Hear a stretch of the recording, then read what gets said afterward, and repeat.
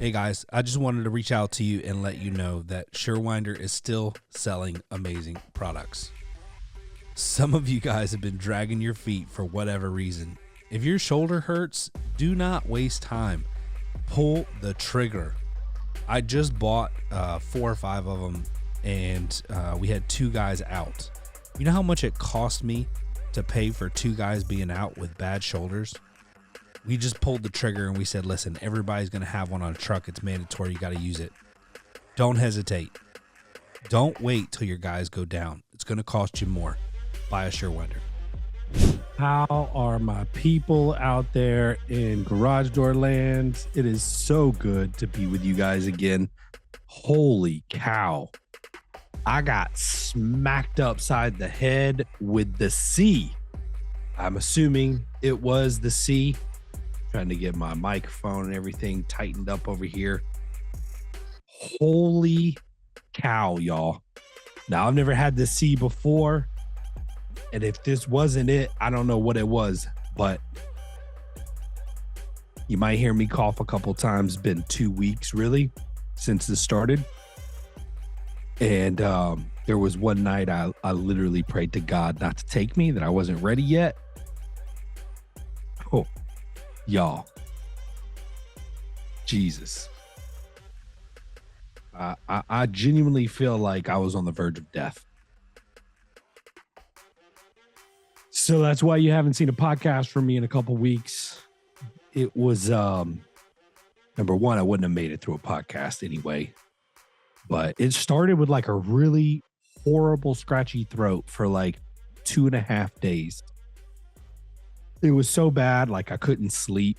I was coughing all night. And then I started like day 3 was like flu-like symptoms, fever, sneezing, runny nose. Like my face felt like an elephant was sitting on it. Combine that with a cough, and like every muscle in my body was sore. And I really just got to the point where like it became like a mental battle, because this went on for, and that part went on for 3 days. So now we're 5 days in. It was like 3.5 days. So we're probably more like 6 days at that point. And then as soon as I started feeling better and kind of the fever broke, I started getting like horrible nausea. And let's just say that I had to move my office to a smaller room with a bowl. And man, I don't know, bro. Like, I don't wish that on my worst enemy. So I apologize about missing a few weeks of the podcast. It's been a horrible summer for me. I'm not going to lie. Had heart surgery at the beginning of the summer. That kind of threw me for a loop a little bit. The surgery itself wasn't horrible. The recovery wasn't horrible. But I think because they pumped me so full of the junk that they put in you to be able to do that, like I just came out of it with like this massive depression and frustration. And that like took weeks, and I've been trying to do things to like get it out of my body. And right when that started working, and I was hitting stride. Well, during that, my wife tore her meniscus. So I was taking care of the kids and her, and also doing all the things I've done. I think I've mentioned all that. And then as she was getting better, boom, I get sick for 2 weeks. It's been a rough summer. So anyway, you guys don't want to hear about all my problems. I just wanted to share with you guys what I've been going through. Listen, it's not all horrible. Duck Dynasty broadcasted the season finale, and about half the show is them at Garage Door U Summit in Puerto Rico. I mean, our website traffic is up. people messaging me. I'm getting all kinds of like solicitations. It's crazy. I wasn't expecting probably that much activity, but I'm really thankful for it. Garage door use. Listen, I really do not push garage door use super hard, specifically because I think everybody in the group doesn't want it to grow super fast just because of how good it really is. And I don't think like people aren't willing to invest in themselves anyway. So I don't think it's like one of those things that's going to scale up really fast. Um, but I think it's the best kept secret in the garage door industry, quite frankly. Um,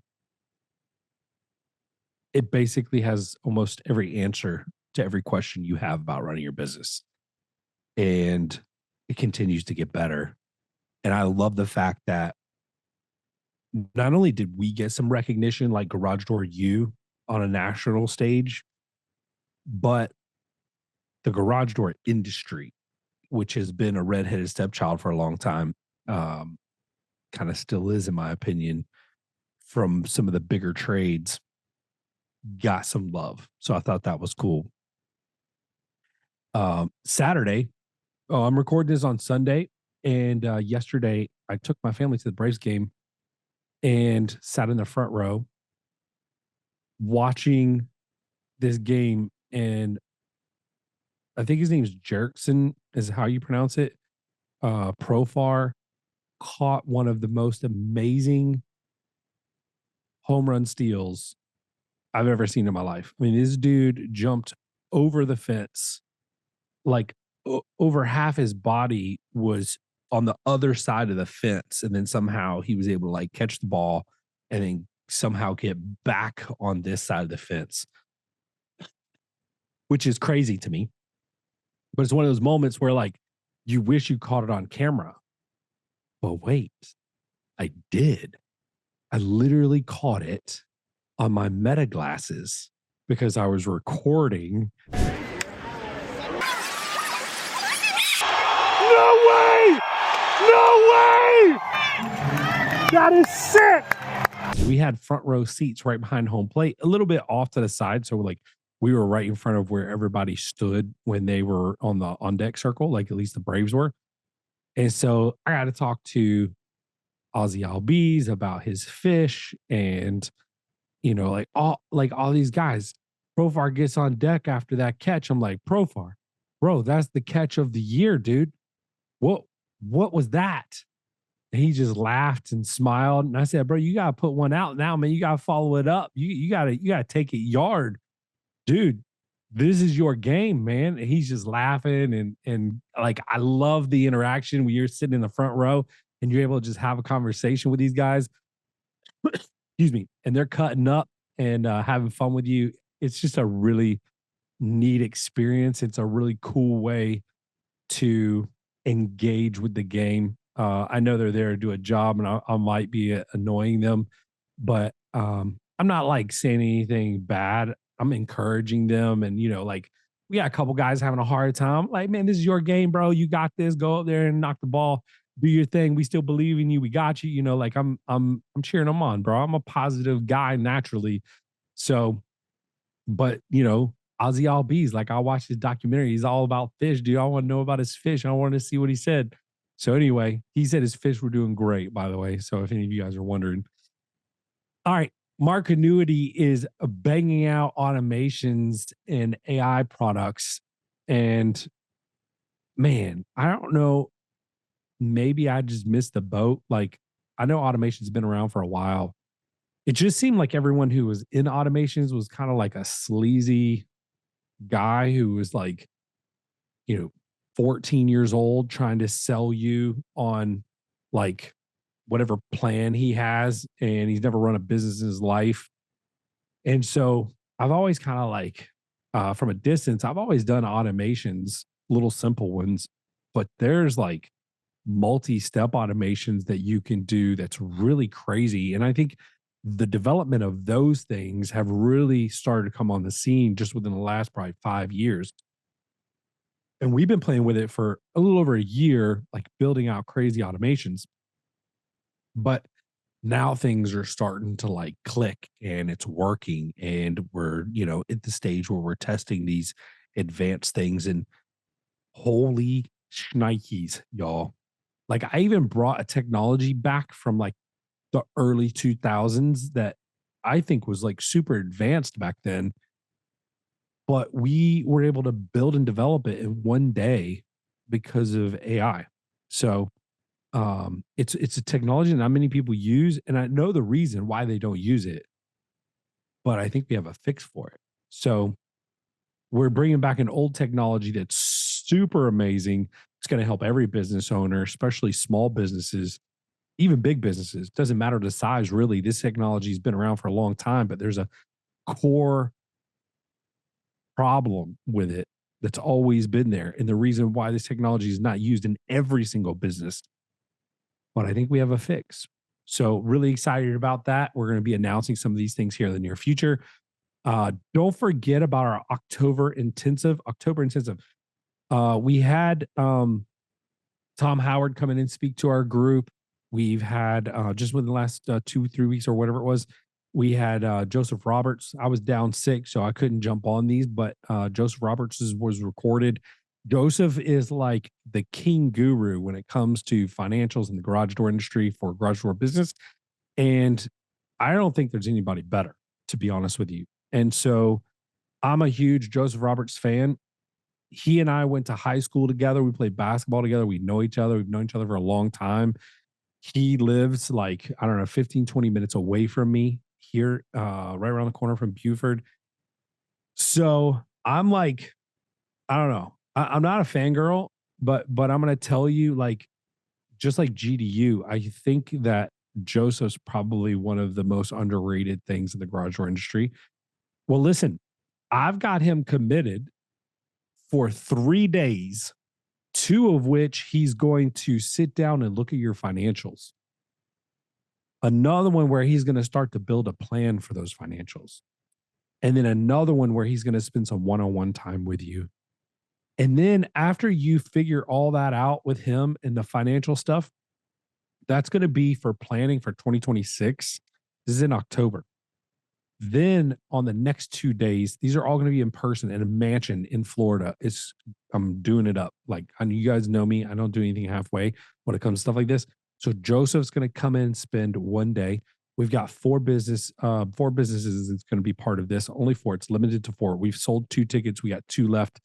Joseph's going to spend the day, do some group activities, do some breakouts one-on-one with you guys.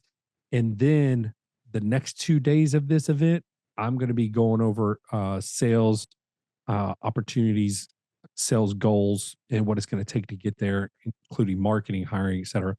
Listen, this is probably one of the best things you could possibly do. I know it's not cheap. Call it a workcation, whatever you want to do. But I'm telling you, it is going to be great. You can bring your spouse. There's a pool. We're on the intercoastal. If you want to bring some fishing poles, we can fish off the intercoastal. It's going to be amazing.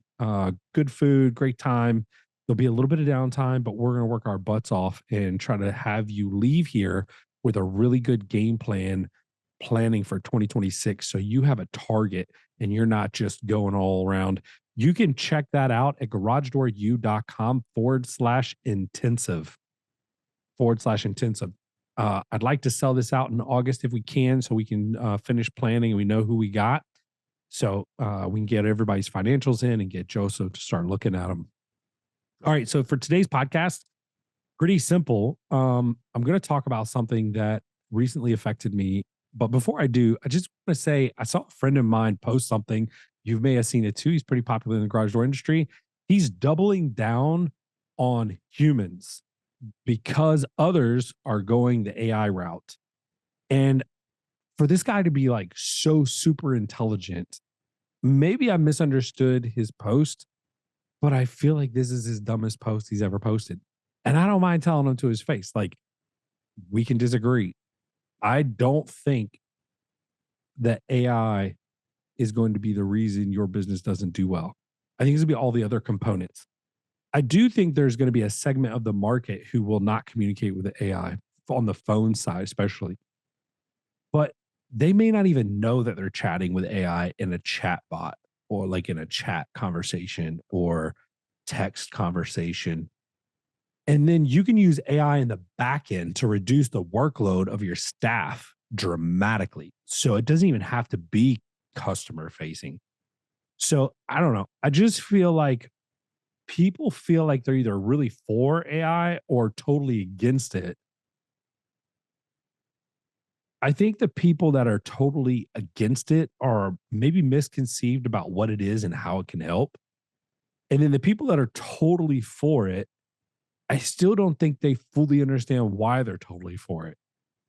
And so I'd love to bring them on. I'm probably going to reach out to them and be like, hey, let's do a podcast where you take the stance that you take and I'll take the stance that I take, and let's play devil's advocate towards each other and see what we come up with. I don't know that either one of us are right or wrong, but I strongly believe that that was his worst post ever. And it was Tommy Mello. This is his worst post ever. I understand the dynamic of human interaction and connection. I love that part of it. Freaking love it. But I think he missed the mark. I think it was a broad stroke post that probably needed to be more narrowed down, but would love to jump on a podcast with Tommy and be like, hey, let's talk this through. I'll take my stance. You take your stance. Let's debate it. Those are my funnest podcasts. I love those. All right. So let's talk about what we're going to talk about today, because we're going to dig deep. I'm going to step on your toes a little bit. I'm going to challenge you a little bit. I hope that's okay with you guys today. I know we're business owners. You guys probably want to know like how to get the next $1,000,000 or whatever. I don't have that. I don't have that for you today. But what I do have is one thing that's going to change the way you think forever, in my opinion. So today I did a thing. This morning, I knew there was this guest speaker coming to church, and um, this person stood on stage and showed videos and told stories of how she has helped hundreds and thousands, hundreds and thousands of people in different ways, kids specifically, uh, in Thailand, in Burma, in Brazil, in some of the worst places for sex trafficking and trafficking people. And yes, I mean, those things take a lot of money to fund. And so, yes, there was a little bit of cheerleading for, hey, we could use your money. But the money that's being given to her is being put to good use. Like, I watched all this stuff and heard all her stories and whatever, and did a little background online, and she's the real deal. Now, why does this matter? And why am I talking about church? And why am I talking about all this? I'm about to tell you. Hey guys, I found something that changed my business and I want to share it with you. We've created packages that have included some of the best products in our industry to offer our service customers. The heart of that package is Stealth Hardware Kit. Stealth Hardware is the quietest hinges on the market. I challenge you to buy at least one of these, test it for yourself. Put it on your truck and design a quiet performance package for your customers willing to pay for a better, smoother running door. Buy your Stealth Hardware Kit at Service Spring, do a search for Quiet Hinge, and then buy that. You can buy a double or single door, 7 or 8 foot tall, and promise you, it'll change your service forever. Somer USA and Somer Group want to thank you for an incredible year and the trust you put in them and their products. As you know, Somer places high value on relationships, education, customer service, innovation, and professionalism. And they are grateful to you for your part in the fostering and dissemination of these values. If there is any way Somer can support you in your journey, whether through their products, the values they hold to, or the knowledge Somer has gained through interaction with door dealers across the world, please reach out to the team at your convenience. They are here to serve you. Again, thank you from the entire Somer team. Check them out at somerusa.com. Tell them Ryan sent you. Well, let me back up. I think I told my testimony a long time ago, but when I was like 19 years old.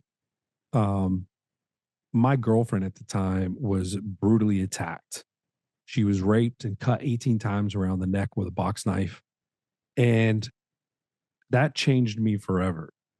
It changed me because I'd never like I knew guys who raped girls and we were the guys who would go fight those guys. Like there were groups of people in our area that had a specific name and they thought it was cute to invite girls over to party and they would drug them and then rape them and then next thing you know like this girl's going into a closet and you don't hear from her again and then we find out what happened and then like me and a big group of people that I was associated with, we didn't like those guys and then we would go fight them.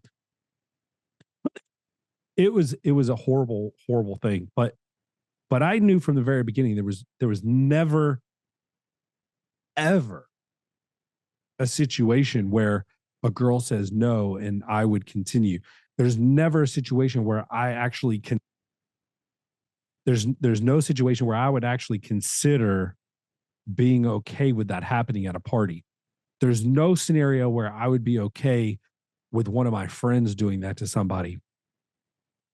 So I've always had the stance of like, I think it's really important that women not get taken advantage of. And this is not the main message. So please hold on. Don't leave me yet.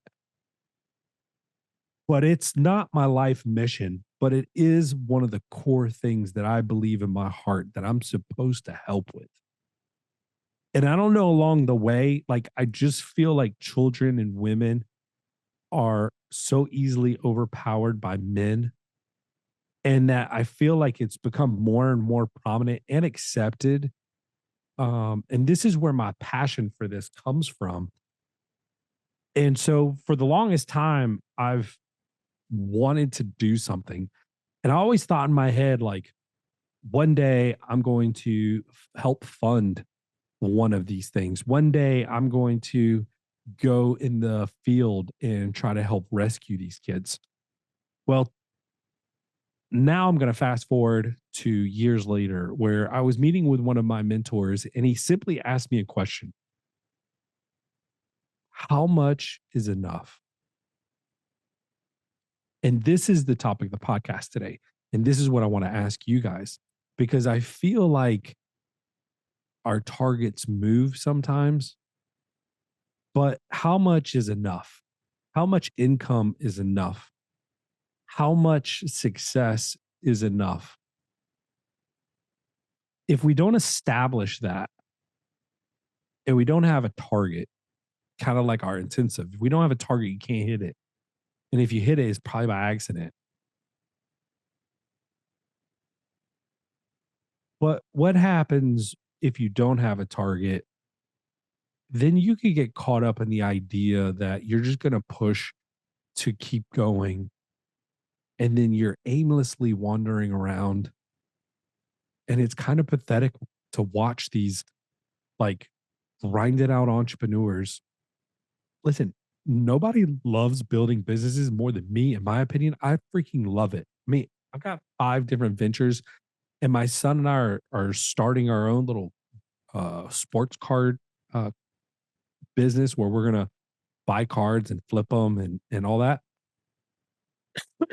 I just invested in the equipment, and we're just going out and buying like dollar $5 cards, and but what is what's the target? What's the goal? The goal for me on that is not to make a bunch of money. The goal for me in that is to teach him economics and to spend quality time with him because all he wants to do is play video games. There's a deeper meaning to it. The reason why I would start another business is because one, I love to take things from zero to millions. I've done it many times. And I love to take people and try to develop and coach them into being the absolute best version of themselves, not just at work, but at home and parenting and spousal Sorry, told you guys you got to bear with me with the cough today. So,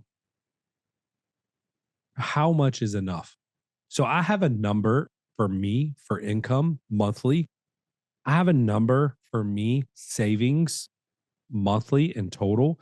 I have a number of how much I want invested in our future. I have these things.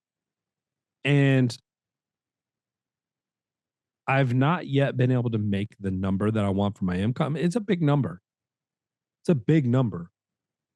But I sat down, I did the math. Like, if I didn't increase my living expenses really much from where we're at now, and I were to invest in things that I'm really truly passionate about making a difference with, like the trafficking thing, right? Like, this lady was just telling a story about how one kid was chained up in her room and her family members would beat her and other horrible things. Literally chained in her room.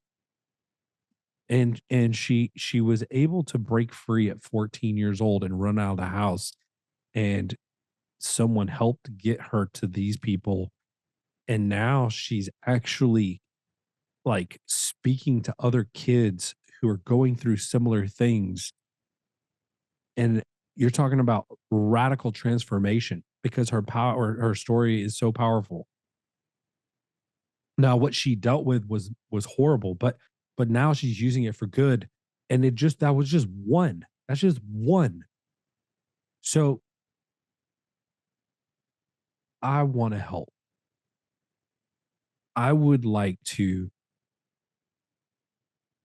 help find more of that girl sooner. And I don't want money to be the reason why they can't do it. So I've got a commitment. I made a really large commitment to give monthly. For me, it's large, but I'm not at my number yet. I'm not at the number that I want to be at income wise, where I said, once I get here, I can do all these things. But I decided today that I'm 46 years old. And according to my phone, I have an app on my phone. You guys are probably going to think this is pretty morbid, but it's an app called Left. And Left says I have 39% of my life left. That means I've lived 61% of my life, and I've done very little to impact the thing that I want to impact the most. And every day when I wake up, I pick up my phone, and that little app shows me I got 39% of my life left. That's less than half.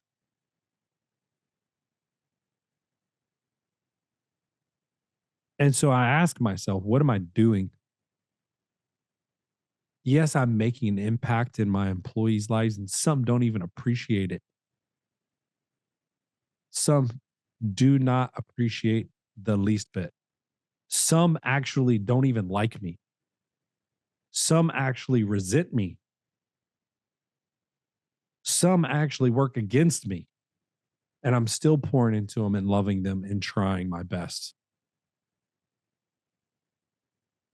But you know who will appreciate every dollar that I give them is this place here. So I decided today not to wait till I got to that number, and I went ahead and took action. I'm also committing to another place here in Atlanta who does something similar, that Markinuity is going to start donating a portion of our income to them, because I'm tired of waiting to make the big impact and the difference in the world. And we can't take it with us. And I know some people that listen to the podcast, or some are Christian and some are not, but I'm going to tell you this. There's one fundamental thing that I've always wanted to do, and it's in a verse in the Bible that I believe is a mandate. And this doesn't have to do about making a ton of money. This has to do with being a good steward of your money. And it talks about, first of all, tithe, which I think is important, which we do. But the second thing is it says, well, this is the second thing, but it also says save for your children's children. So I can physically do that once I get to this number, like really thinking ahead, I'm saving for my children and then I'm saving for their children. Like I got college and I got car payments for my kids and I got insurance and I got all this stuff. I got a house, I got maintenance. And we bought this big ass house and like the maintenance on it is ridiculous. I think my utility bill um last month was 900 something dollars.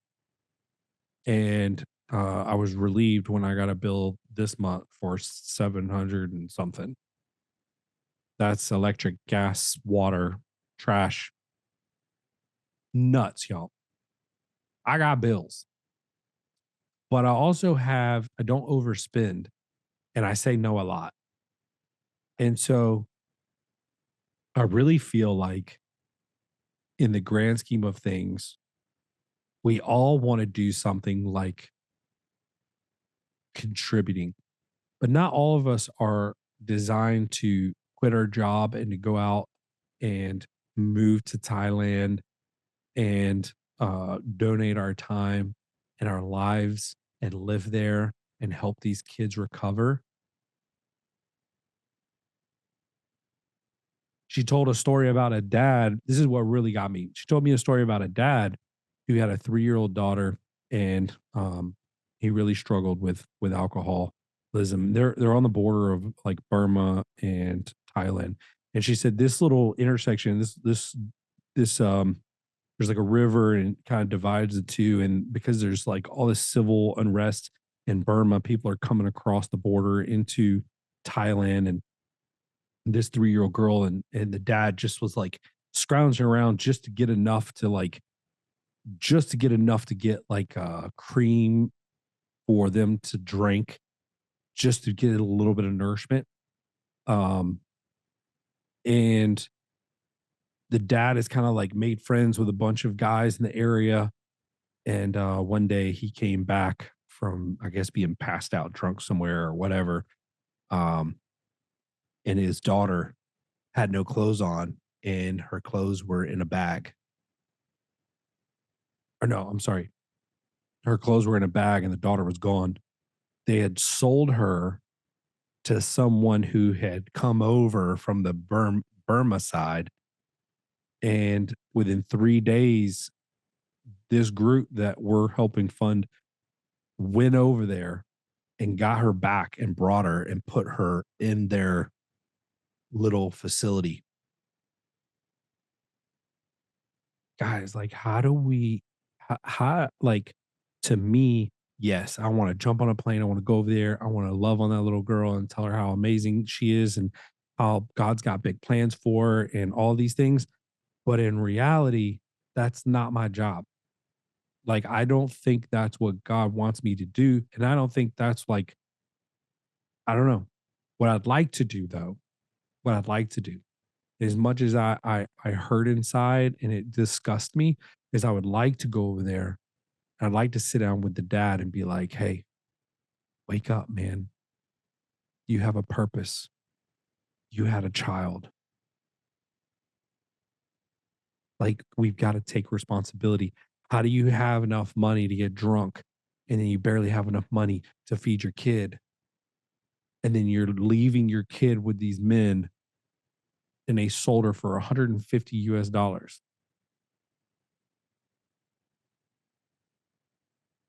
Wake up." Now, that may never happen and he may never wake up. I don't even know if he's still alive or what the situation is, but I would love to go over there for a short period of time and work with the parents. But we've got to have something in us that says, where do we want to be with our business? Where do we want to be personally? And what does that look like? And then how do you not make more money along the way and spend it all so that you can't even do the things you said you were going to do when you get there? Because I see that so often. People have good intentions, they set a goal, but then along the way, they spend all the money and they've got nothing left over. So, my challenge for you today really is simple. My challenge for you is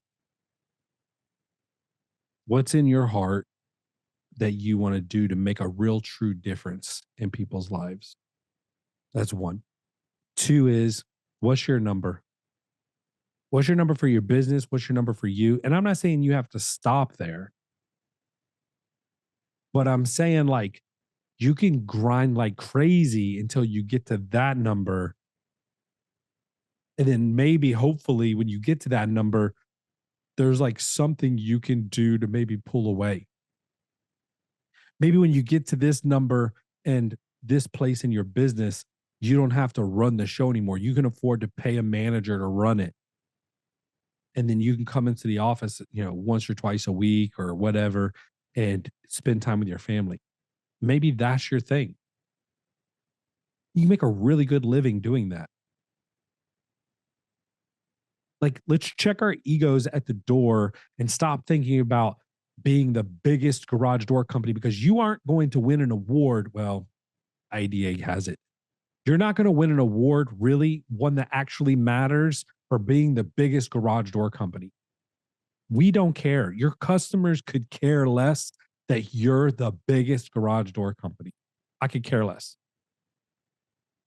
I think the sign of a successful business is, do you enjoy going into work every day, and how profitable are you?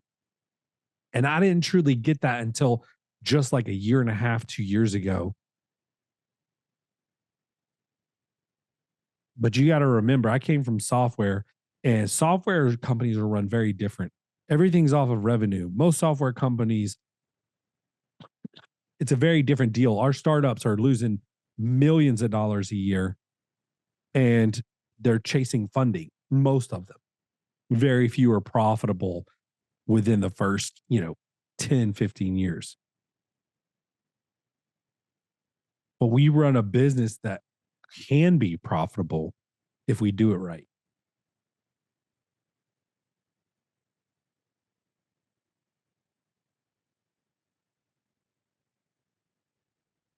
So when is enough enough?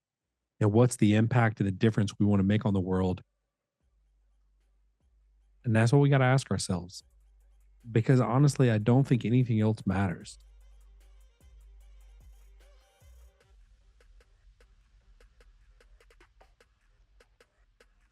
I hope I was able to articulate what was in my heart clearly. And I hope that I struck a chord with you to the point where you can do this exercise and it means something to you. Be blessed, be safe, stay healthy. And let me know. Hit me up and let me know if this podcast was helpful, if it spoke to you the way it spoke to me, and what your answers are.